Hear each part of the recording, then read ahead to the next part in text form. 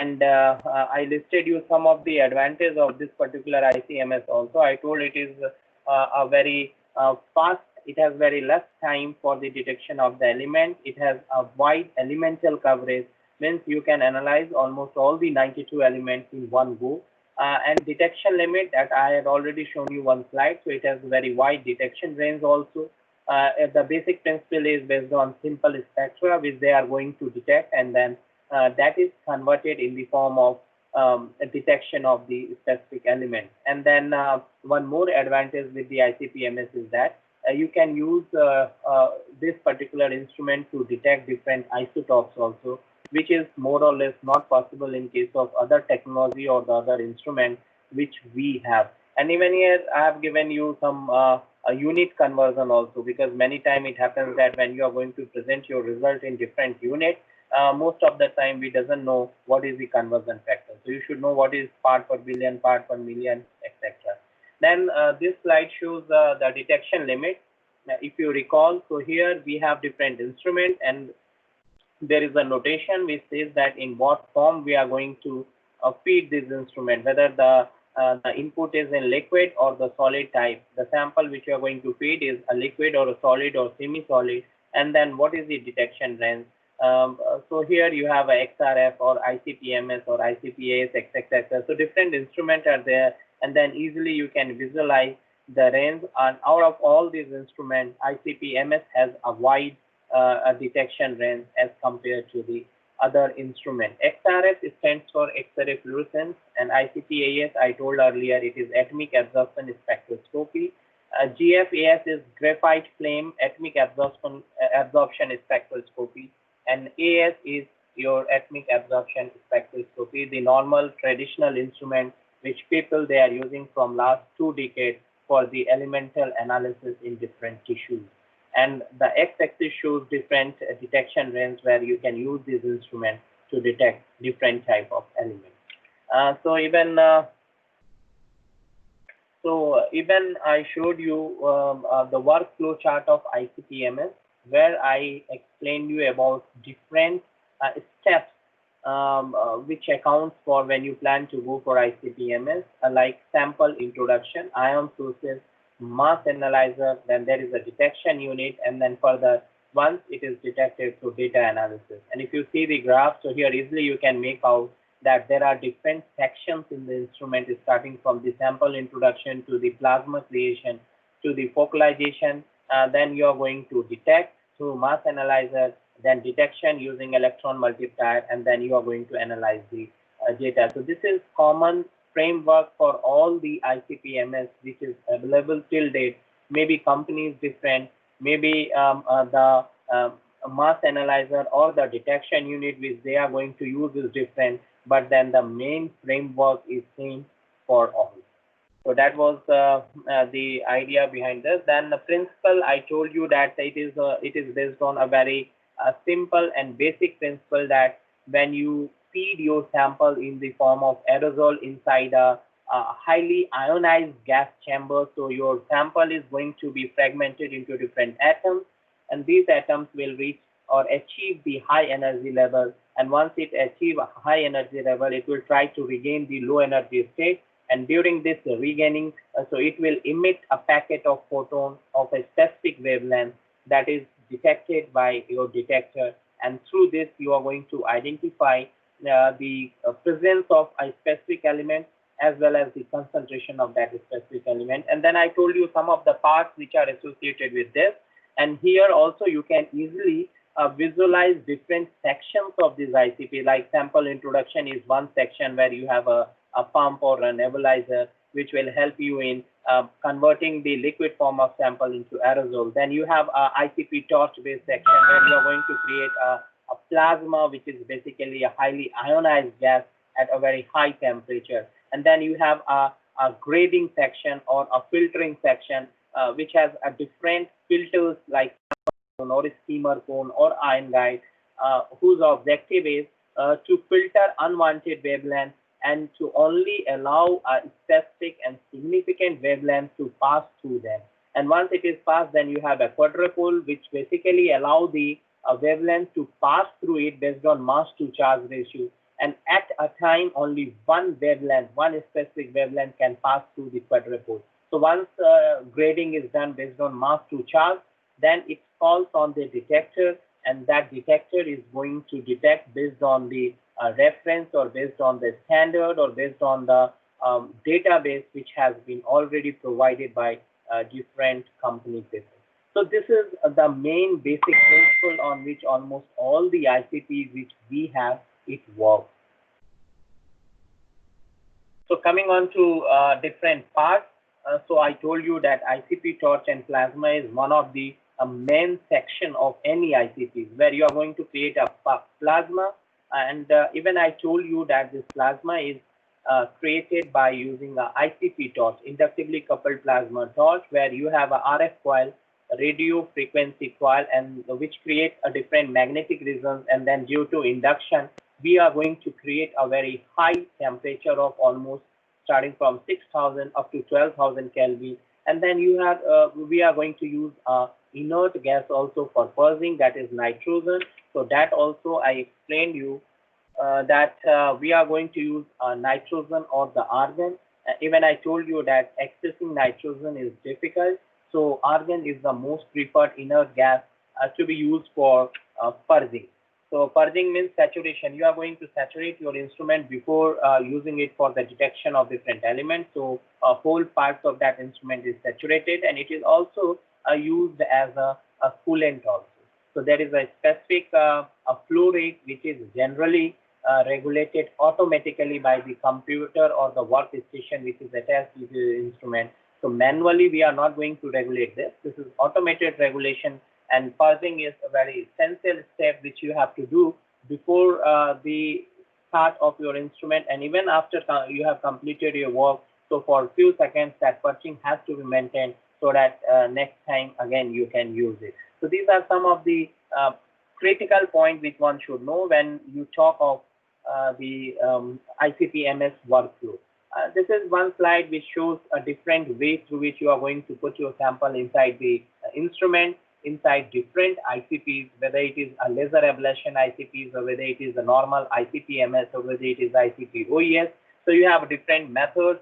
We have a different auto sampler through which you are going to feed your sample, and then we have a nebulizer and a spray chamber where your sample is going to be converted into aerosol. Even same thing happens in case of laser ablation. The only thing is there you are going to use laser as a source of energy, and because of laser which excites, fragments that particular tissues, and then atom gets excited and it will achieve the high energy level which is further detected as I explained earlier. So this is the first section. Then you have a views. I told whatever ICPs you are going to purchase or you are going to use, the first and foremost thing which you should know is the view. They will ask you whether you want to go for axial view or radial view or both. So now most of the instruments which are coming, they are basically both axial as well as radial view. Axial view means all the sections starting from the sample introduction to the plasma, to the detection, to the grading, all comes in one line, horizontal line. That is your axial view. Radial view is where your optical system or the grading system is at 90 degree to what your plasma or the sample introduction section is. So out of these two, axial is always preferred better as compared to radial, because when you turn your wavelength, specific wavelength at a particular angle, so there is every possibility that you are going to lose some of those significant wavelengths. So maybe at the end only a highly significant one will reach, rest other will be filtered out, which is not the case in case of axial, maybe because of horizontal line. So that is one feature which you should know: axial, radial, and then both. The key point is that almost all the instruments which are coming nowadays are both axial as well as radial.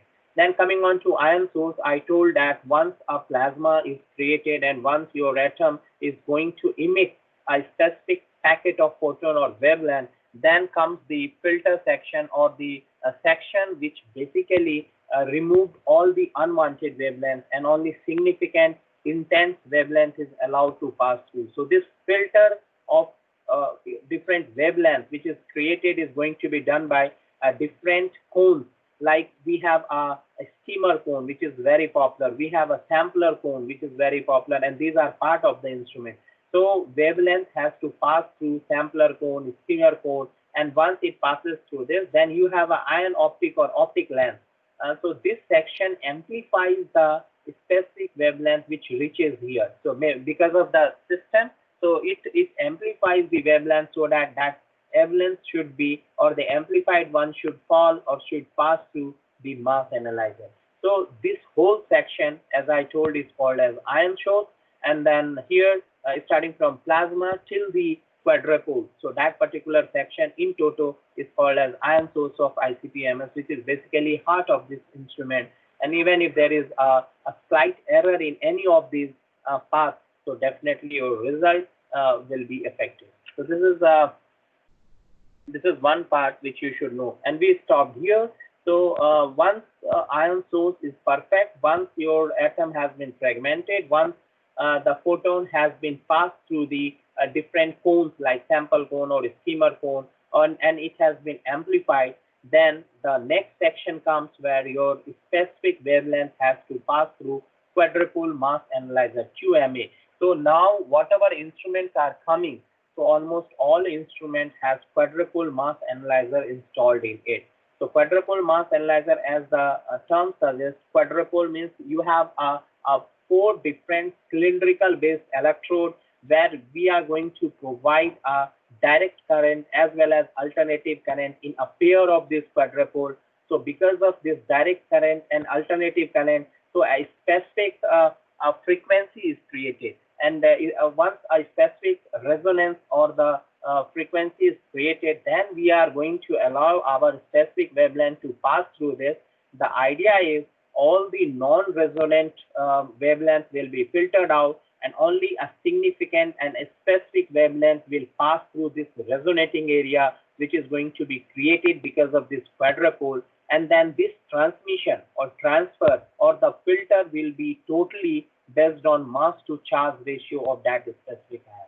So it is basically the filtration based on mass to charge ratio in an oscillating field. So that is basically the main basic principle of quadrupole mass analyzer. Quadrupole means you have 4 different cylindrical poles with a different negative charges, and then we are going to create a resonance using the DC and AC volt, and then your specific wavelength is going to be passed through this and based on mass to charge ratio. And once a specific wavelength passes through this, then it qualifies to be used for detection. So quadrupole mass analyzer is very important feature, and this basically decides the accuracy of detection of any element. So this is very important part of any ICPs, and quadrupole is the advanced version where most of the ICP-MS which are coming nowadays has a mass analyzer as a QMA, quadrupole mass analyzer. So once a specific wavelength based on its mass to charge ratio passes through the quadrupole mass analyzer, then it reaches the detection unit. So we have different type of detection unit installed in this ICPs. I have listed here 5. So some of the detection unit which people they are using are like secondary electron multiplier. Basically, we used to call it as electron multiplier. Then we have a detection unit as Faraday cup. We have a channeltron. We have a Daly detector. We have a micro channel plating. But out of all these, electron multiplier and then Faraday cup is most commonly used as a detection in most of the ICPs which are available in the market. Left hand side, if you see, the first one shows the electron multiplier. So once the ion beam fall on this, so how this is going to be amplified. So with the intensity of that line, easily you can make out the electron multiplier has been designed in such a way that it will amplify the intensity of the beam which is going to be passed through this, and the amplified and intense beam is used for the detection. So that is the basis of electron multiplier, and even the word electron multiplier multiplies many times. It also suggests the amplification which is going to be happen because of a specific system of this electron multiplier, and whatever wavelength reaches here, it will be amplified, it will be intense, and once it is intense, then it will be used for the detection. So this is the purpose of electron multiplier. Regarding Faraday cup, so here if you see in case of Faraday cup, again same principle, you have a specific pore which is basically called as beam entrance site, and then we have a different sections, areas in the shape of a cup where your beam is going to be polarized. It will go up and down, and then it will try to pass through a specific small pore. So once it enters inside the Faraday cup, it will be filtered, and then only an intense one will be allowed to pass.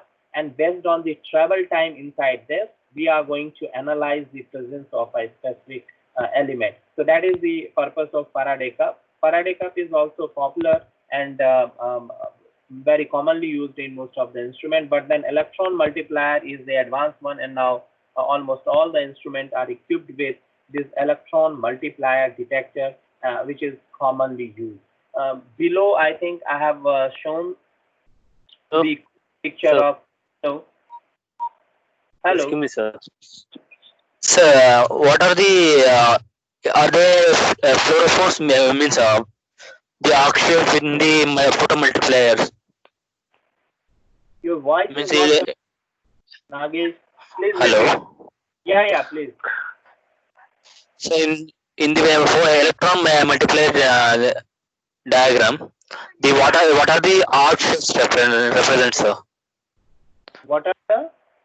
Arc shapes means the electrons are multiplying, means they are fluorophores or something else, sir. It's not a fluorescence. It's not. It's just an induction-based multiplier. So in ICPs, we are not using any fluorescence now. So if you see, starting from the plasma till this particular detection, so everywhere we are using the basic property of induction for creating the temperature or for amplifying something or for filtering something. So it is not something like a base material we are going to use, or we are going to use fluorescence or some other product. It is just a property of induction which you are going to use to amplify or filter or grade a specific wavelength. So here you have a specific wavelength, and our objective is the purpose of detection. Detector is that once your specific wavelength passes through mass to charge ratio, then you have to intensify it, you have to amplify it. So we have different lenses, we have a different induction coil. So bottom, if you see, so I have shown you a picture of this electron multiplier also. So there is a different coil, and then you are going to allow your specific wavelength or packet or the photon of light to pass through this. So when it passes through this, automatically with every second, so it will go on amplified. So once it goes, the intensity goes on increasing, and once it passes through this, then that particular specific wavelength you can feed into your software, and then that software will match it with the original or the pure element which has been run by the company people, and they have created this whole data. So once it is mapped on that, then they will tell you whether a specific element is present in your sample or not. Regarding detection, so that pure sample, they used to have a different concentration of that. Let us take example of calcium. So they used to have a different concentration of calcium, and that different concentration of calcium is run through this particular instrument. And they will read the mass to charge ratio, the time of flight, all those things will be taken care of. And then once you run your unknown sample, they will match it with the data which they have created, and based on that, they will tell you the concentration of the sample which is present in your tissue. So that is basically the feature here. Nowhere we are using fluorescence or something like that. It is just a hardcore mechanical instrument. Yeah, Nagesh? Hello? Yes, sir. Sir. Yeah. Shall I move ahead? Sir. Yeah, so these electron, as the term suggests, so other in-depth mechanical, if you want to know the parts or how this induction is created or how electron multiply, I think you have to go through, so easily you can type and you can have all in-depth information about this multiplier. These 5 detectors I told, and even I put the point that out of all these, electron multiplier is the most commonly used in the ICPs which are available nowadays. maybe because of the advantage that it is not complex, it is very easy, and then it is a part of the unit. And the detection range is very high. So maybe because of all these property, people they used to have electron multiplier rather than Faraday cup or channeltron or other detection unit. So this is one part which we should know. Coming on to the variant. So as I told that ICP-MS and ICP-OES. So these are the two main variants, but then under the ICP-MS or under the ICP-OES, we have other sub-variants also. Means a simple modifications has been created in this instrument based on the requirement of the user. For example, in case of ICP-MS, we have an instrument which is called as LA-ICP-MS. So this LA-ICP-MS, LA stands for laser ablation, ICP stands for inductively coupled plasma mass spectroscopy. So if you see the diagram, so the instrument has been modified in such a way that we are going to use a laser. So if you see here, a laser is installed here. This is laser torch, and this laser torch, a beam has been allowed to fall on the sample. So once a beam is allowed to fall on the sample, so it will disassociate the particular tissue, as well as different atoms will be excited. And then once atom is excited, again the principle is same, that excited atom will try to regain lower energy, and then that will be detected, but only the mode is different. So here also we are using a purging gas like argon or nitrogen, and then it has to pass through different cones, and after that it will reach to the mass analyzer, and from here you are going to detect that what type of element is present in this. The only advantage of laser ablation ICP-MS over the conventional ICPs is that this is portable, so easily you can transfer it to the field, and this gives a quick result. So once you put a laser beam on a specific tissue, so easily you can find out the composition, because it is a standalone system, and in field itself you can interpolate the data and you can find out what is the composition of the element in the specific tissue. So this is the advantage of laser ablation ICP-MS, and this is very popular especially for field workers. Coming on to another variant which is called as liquid chromatography inductively coupled plasma mass spectroscopy, LC-ICP-MS.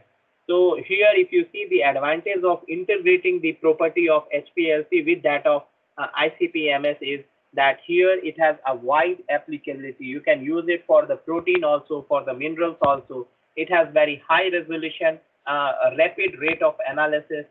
The degree of sensitivity is very high, and if you repeat so the result is repeatable. Many times you run it, so almost you will get same result, or maybe with result with some error.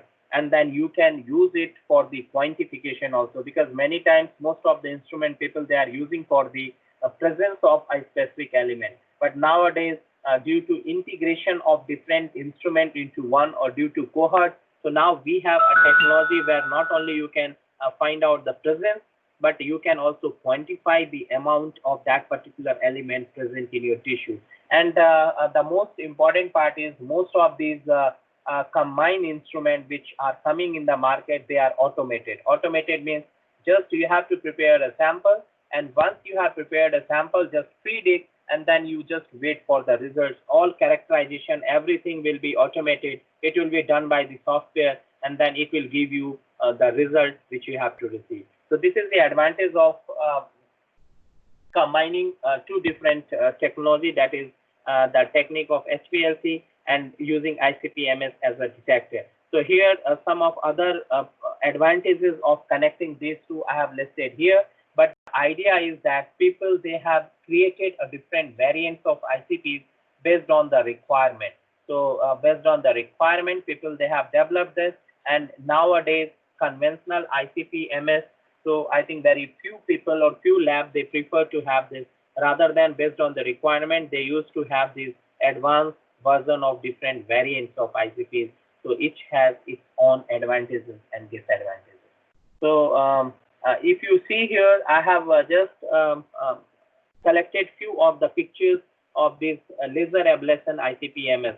So it will not only show you the presence of different elements, So if you see these bright spots, this is basically a picture of root tip. So from root tip, somebody used this laser ablation ICP-MS to analyze the presence of the element, and this is the root tip of Arabidopsis.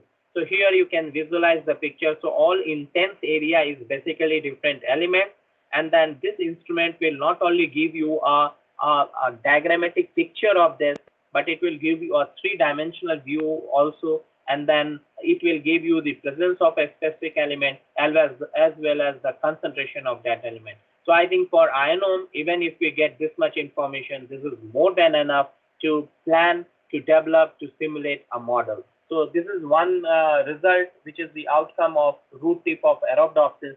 So this was done by some group, which I have shown here. Coming on to the other variants, which people they are using, and even ICPs. So even nowadays, I think most of the labs they are not in a position to afford this. The reason is the cost, non-accessibility of this instrument, and these ICPs are not available everywhere. So even nowadays, only reputed research labs have access to these ICPs. So these are some of the problem or the problem associated with ICPs. But then we have other traditional method also where easily manually you can execute. Result is more or less same. The only problem is that you cannot use it for high throughput. Means at max one sample at a time that you have to do, like FAST. This FAST stands for flame atomic absorption spectrometry. This is also one of the variants where you are going, or we are going to use a flame for the a flame as an energy source to excite the element or to excite the atom. And then here, if you see, monochromator is used. Mono means single, chroma means color. So here you are going to allow a single wavelength to pass through this monochromator, and once it passes through this, then you are going to detect it, and then easily you can find out which element is there and what is the concentration. The only lacuna with FAST is that one element at a time. So the advantage of high throughput that you cannot use with FAST. Second disadvantage is that it doesn't have a wide detection range as compared to ICP. Then this FAST is basically the traditional one, which most of the labs, most of the researchers, they are using. Then another one is GFAST. So the advantage of GFAST is that in case of FAST, that is flame atomic absorption spectrometry, you are going to use a flame which creates very high temperature. And since this is a burning flame, so you need to have a cubed system to regulate this burning flame, which creates a temperature of 6,000 to 10,000 Kelvin. So it's very dangerous, and then a lot of other accessories are required to regulate this flame. This flame. Whereas in case of GFAST, so people they are using a graphite-based furnace. So graphite-based furnace doesn't create a flame. It is the graphite which is going to be heated at such a high temperature, and then this graphite is used for exciting the atom. Then it is going to be passed through the monochromator and then detector, and then you are going to detect the presence of the element. So FAST is the traditional one. Graphite-based furnace atomic absorption spectroscopy is the advanced version of this. And over the graphite-based furnace, the other advanced is ICP-AES. So as I told, inductively coupled plasma atomic emission spectroscopy, where we are going to work with the plasma, as I told in my last few slides. So the traditional one is FAST, then we have a graphite-based furnace, then we have a atomic emission spectroscopy-based ICPs, and the latest one is ICP-MS, which I explained earlier. So this is basically the evolution of different elements which people, different instruments which people they are using for the estimation of for the elemental composition in different tissues. So starting from FAST to graphite-based furnace to atomic emission up to mass spectroscopy. So now all the variants which are available, that is basically variants of ICP-MS. So now based on the cost, people they love to use ICP-AES or ICP-MS, double AS or triple AS. So that is basically used for the validation. So now a problem which is basically linked with ICP is interference. So when you prepare a sample and when you run it, or when you put it in the form of aerosol inside the spraying chamber, and when it is feed into the plasma, so maybe because of polyatomic nature, or maybe some of the elements that creates a problem, or that interfere with one or the other processes which is happening inside. So because of that interference, many times the filtration unit, especially the skimmer cone or the sampler cone, they will not able to function properly. So because of interference caused due to some of these elements, so it creates a specific clogging of these pores, and once it creates interference, so definitely abrupt or aberrant wavelength will be allowed to pass through these cones, that will be not detected by your detector, and then that creates problem. And this is one of the most common problem linked with ICPs, interference by different atoms. This may happen because of abrupt collision between the atom, or this may be because of a high temperature and then excessive sample which has been used. Sometimes this also may be because of the purity of the sample which you have used. So many times some of the particles will be left over which is not visible with the eyes, and once it enter inside, that will create problem, and then whole instrument will be clogged. So in that case, again, you have to open each and every section to rectify this, and then only you can use. And most of the time, the sample which you have prepared, if it is not pure, if the aerosol formed is not perfect, so the detection which you are going to do is wrong. It will be not correct. So that is, interference is one of the major problem in case of ICPs. This also happens because of some of the polyatomic which is going to be formed over there. That will also create a aberration inside that particular filtration cone, and that is visible in the form of the result, which will be not accurate.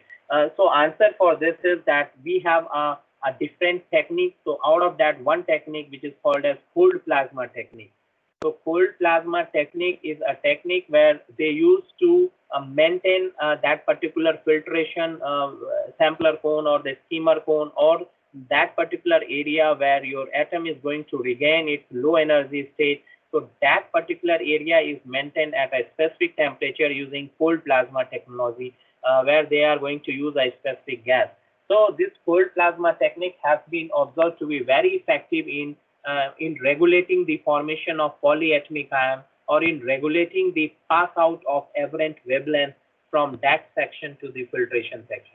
So this is one way. Even that collision, so now improved version of this collision based sections are coming, where regulated collisions are allowed.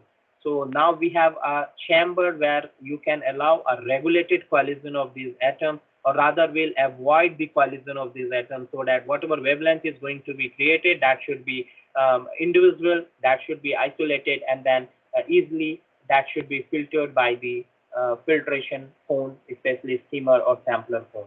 And last point is that high resolution mass analyzers are now discovered, and other than the quadrupole which we are using, so work is going on, and definitely this particular problem of interference will be rectified by focusing on this mass analyzer as well as the specific sections where we can regulate this collision problem.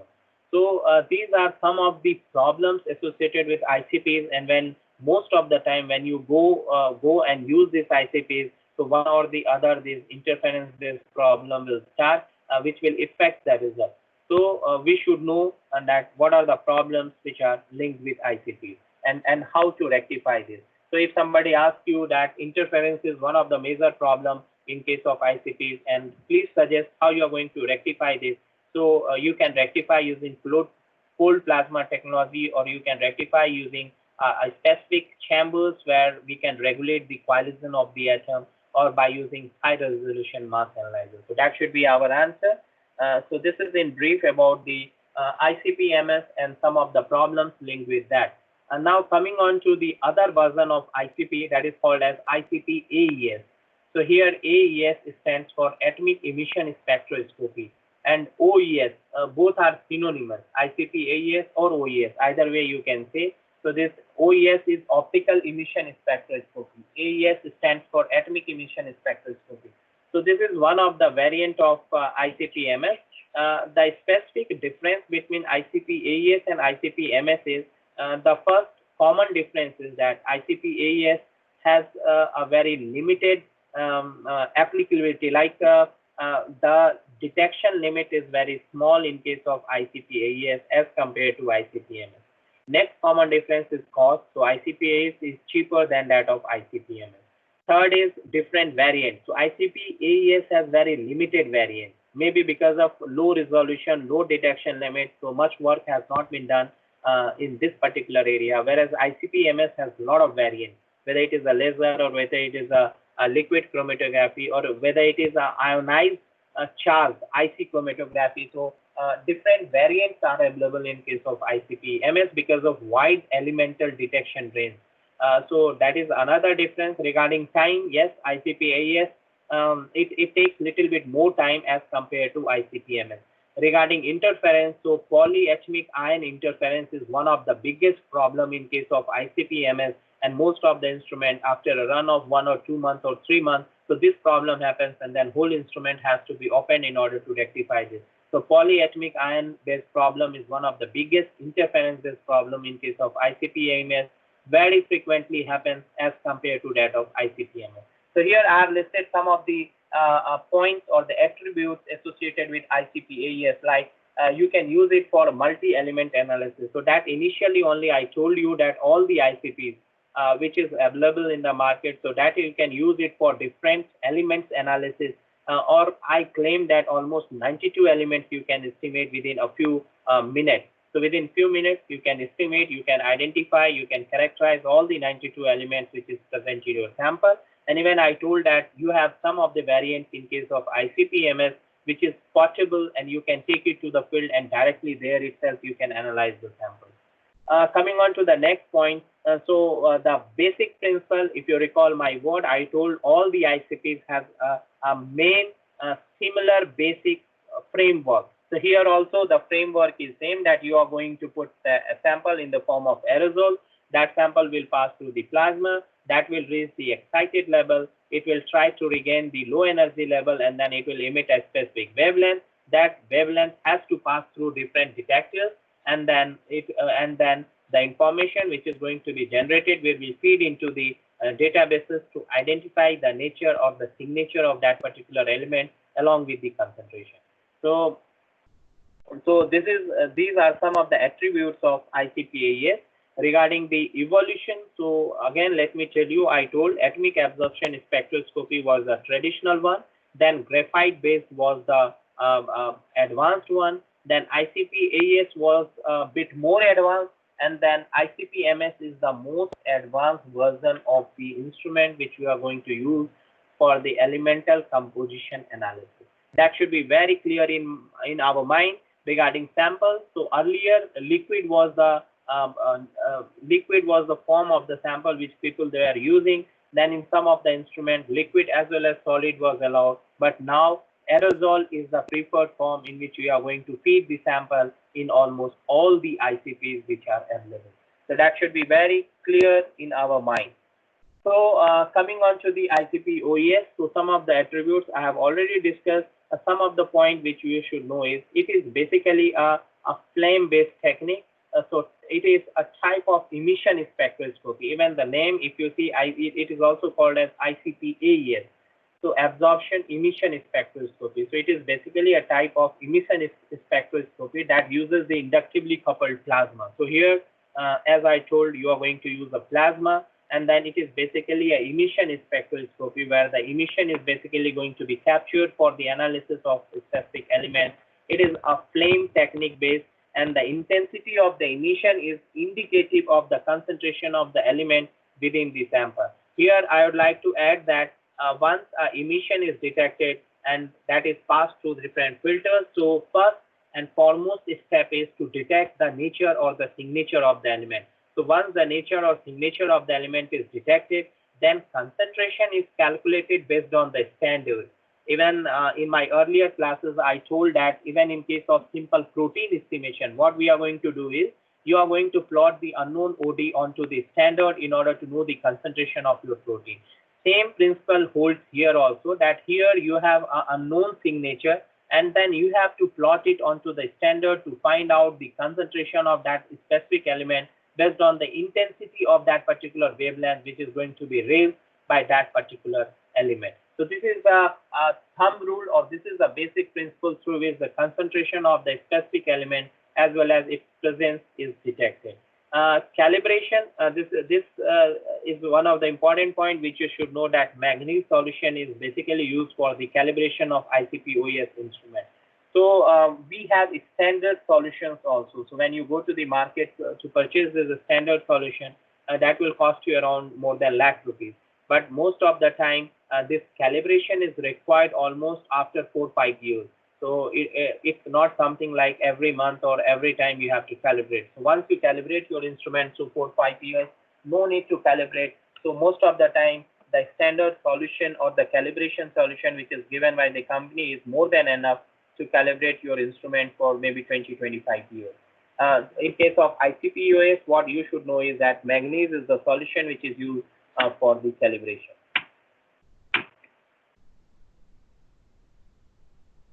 So now coming on to the parts. So some of the parts of ICP-OES, as I told earlier, since the basic principle is more or less same, so parts are also same. The only thing is ICP-OES has a very simple and traditional part as compared to that of advanced version, that is ICP-MS, mass spectroscopy. So here some of the common parts are like, first and foremost, the most important section is computer.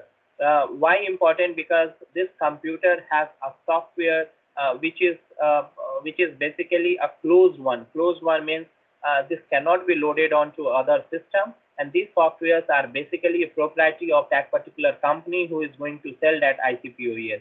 And these softwares are equipped in such a way that it will regulate everything. It's starting from the purging, it's starting from the upload of the sample, it's starting from the switch oning of the plasma or the creation of the plasma, regulation of the plasma, the interaction of the atom, the filtration of different specific wavelengths, the function of the detector. So everything will be regulated by this workstation. So this is basically the brain of whole system which regulates different processes in an automated way. Second section or second part which is very important is auto sampler.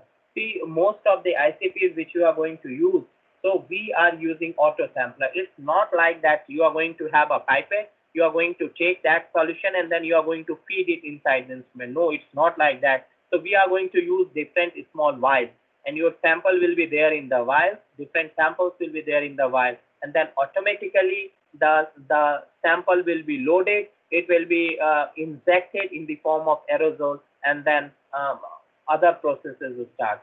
So for that auto loading, you need to have an auto sampler, which is one of the important sections or one of the important part of ICP-OES. Then another part is pump. So once your auto sampler takes the sample from different vials which we have kept in that particular area, sampler area, then the work of pump starts. So this pump basically creates the pressure through which it can fuse, or it can take, or it can uptake that sample, and then through pump only you are going to convert that sample in the form of aerosol by taking help of nebulizer.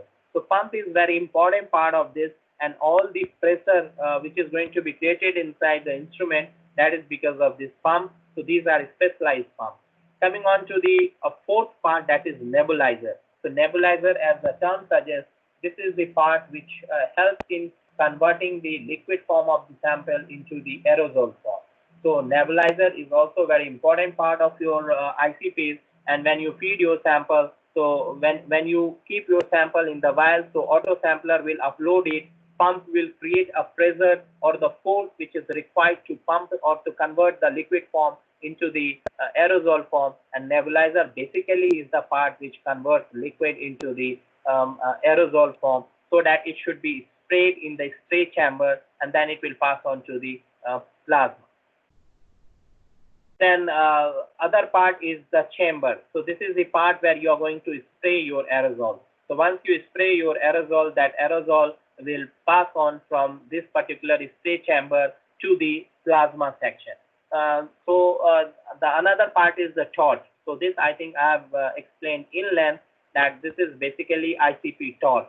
So this creates a very high energy, or this helps in creating ionized atmosphere, which we used to call it as plasma. So plasma is basically an ionized chamber of gases. So this ionized chamber is created, which is basically like a cloud, and that is created by this torch, which is basically a quartz and the RF coil based structure. So there is a RF coil, radio frequency coil based structure all around the quartz, and this torch creates such a high temperature because of which an ionized atmosphere or a cloud is created, which is called as plasma. So this torch is also one of the important part of plasma section.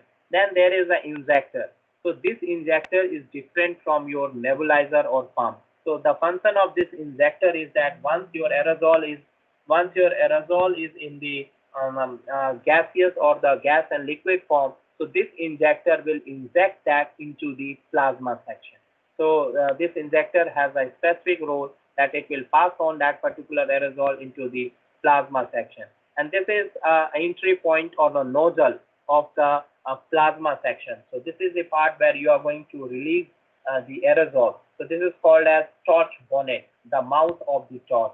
So this is the place where your plasma is going to be created, and once you inject your sample in the form of aerosol, so that will dissociate into different atoms. So as I told earlier, that most of the framework or the principle behind the ICP-OES or ICP-AES is the same. And now the most important part of any ICP workflow chart is sample preparation. So if I recall the method of sample preparation, which people they are using some 10 years back, 5 years back, so that was basically acid-based digester. There was a flume hood where they used to give acid digestion, which used to take almost 2 days or more than that. So once the acid digestion was completed, then they used to dilute it, and that diluted part was used for the elemental analysis. So most of the time during the acid digestion, so a poisonous gas used to release from that sample, which was very poisonous from health point of view. So that work was basically done in a flume hood, and there was a separate section or a separate room where this acid digestion was carried out before using that particular sample for the elemental analysis. But nowadays, if you see here, I have put few instrument photos. So this is called as microwave-based digestion. So we have different companies who have come out with this particular technology where you are going to use a microwave digestion of maybe 6 sample in one go or 12 sample or more than that. The advantage of this microwave-based digestion is that within an hour or sometimes within 30 minutes, you can complete the digestion part, and easily you can use that particular digestive sample for your ICP OES or ICP-MS. So microwave digestion is something like advancement over the different traditional method which people they are using, and it takes almost 2 days or more than that at the cost of the health, because that gas which was fuming out of that acid digestion was very dangerous for the health point of view. But in case of microwave digestion, if you see, this is the instrument, this is the flume hood. So what you have to do is, so we have different variants of microwave digestion where you can use 6 sample or 12 sample or 24 sample and even more than that in one go. So you are going to put your sample inside the chamber, you have to close it, and then within 30 minutes to 1 hour, so your digestion will be completed, and then you can take this sample to be used for ICP OES or ICP-MS. So this is one advancement and a great relief for those who are working in this field, because acid digestion was really very tedious, very tough work. So the only problem with microwave digestion is cost. So most of the microwave digestion based instruments which are available, that will cost you around 4 to 5 lakhs rupees, not less than that.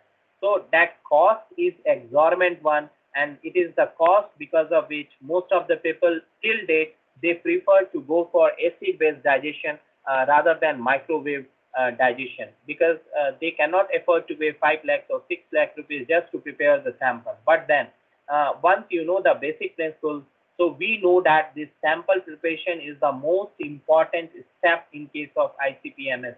So if your sample is not properly digested, even we are working in this field, and I'll tell you from last 1 year, so one of my SRF, she was working on this, and she tried many times to estimate iron and zinc. She repeated the experiment almost 10, 12 times, and she could not able to get the result. And lastly, after in-depth research, we could able to find out that the problem was with the digestion of the sample. So if the digestion of sample is not proper, you cannot get the appropriate result. Even many times it happens that the vial which you are going to use for the auto sampler, or the vial which you are going to use for the digestion, so it's recommended that most of the time you should use a fresh vial, because if you are using old vial, so many a time one or the other element will be not visible, and it's very difficult to remove all those layer of elements which is present in your vial through a washing. So when you use those vials, so many a times that will be added on into your digested sample, and that will influence your final result. So it's always recommended that when you go for acid-based digestion, or when you go for ICP-based estimation, so most of the time the vial which you are going to use, that should be new one. And digestion, so digestion should be complete one. If your digestion is partial, so it will affect your complete result, and it will be visible, because that concentration which you are going to estimate will be exorbitant, which will be not reported or maybe not present in the sample which you are going to target. So this section is very important one, and we should be very clear when you are going to digest your sample. So which method you are going to follow, how much time it takes, all those things you have to standardize. Nowhere you will get in written. So that you have to standardize, and once your sample is digested, you have to run it to see whether the result which you are going to get is in the range or not. So that is the normal procedure which everyone has to follow before going for high throughput analysis of different elements in a specific sample. Coming on to the analysis part. So here if you see the diagram, so right hand side I have shown one picture, and if you see there is a black background with bright spots. So all these spots represent a specific element, and the brightness of the spots tell us the concentration of that element which is present in your sample. And this has been standardized in such a way that when you run your sample, the first result which will come will be like this. This is basically called as qualitative analysis, where you are going to visualize or where you are going to have a visual appearance of different elements as well as their concentration. So it is not in the quantitative term, but it is in the qualitative term that you are going to analyze the presence of a specific element, and you can presume the intensity based on the intensity of the spot which is going to be visualized here. This is also called as full frame graphical depiction of the detector. So this is also another term which is used, that is full frame graphical depiction of this. So based on the wavelength, it is going to forecast different spots which it has absorbed, and the brightness shows the concentration of that particular element which is present in your sample. So this is the qualitative analysis. So whatever analysis we are going to do in case of ICPs, that has been classified into two different types. One is called as qualitative analysis, other is called as quantitative analysis. So qualitative, I told the other synonymous term which people they use for this qualitative analysis is full frame graphical observation. Another is quantitative analysis, and as I told earlier, for quantitative analysis you need to have a standard. So what we are going to do is, and nowadays most of the companies, they used to give the standard along with the instrument. So all the 92 elements, or if you ask a specific element, so they will give you the standard for the specific element where different concentrations have been used and a standard graph has already been prepared. So when you feed or when you select that particular graph, so automatically the data which you have generated, that will be mapped onto that particular standard, and based on the standard it will tell you the exact concentration of that particular element which is present in this.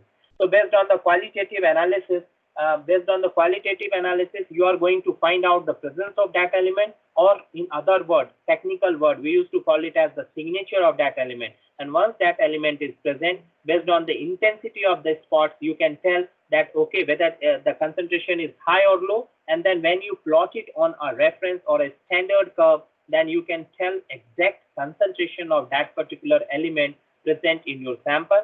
And the point to be noted is, most of the time, most of the popular elements standards are provided by the company people, but some of the labs, they doesn't believe on that, and they used to run their own standard, like what we are doing in case of protein or real-time PCR. So they used to run their own standard, and then they used to have their own standard curve. So there is an option that either you can use the standard or the reference which has been created by the company, or if you want, you can use your own reference or standard for the calculation or for the calibration or for the quantitation of different element which is present in your specific sample. So these are two methods through which you can analyze. So I think I'll stop here, and then next other techniques, so that maybe I'll discuss in next week.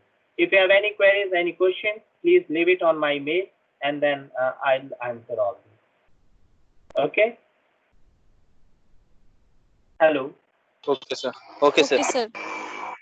Stop here, and maybe next class we'll start with the X-ray based techniques which people they are using for the element analysis. By a time, most of the things, because now I am taking help of slides, so sometimes it's very difficult to tell you, and even without seeing your face, it's difficult to continue. So what I expect is, once a title has been introduced, so easily you can sit on the net, and then you can find out some of the other information which I missed. That you can find out, and you can have your own notes which will help you in your examination. Is it okay? Yes, sir. Okay, sir. Okay, thank you. Thank Thank you you, all. sir. Thank Thank you. you, sir. Thank you, sir.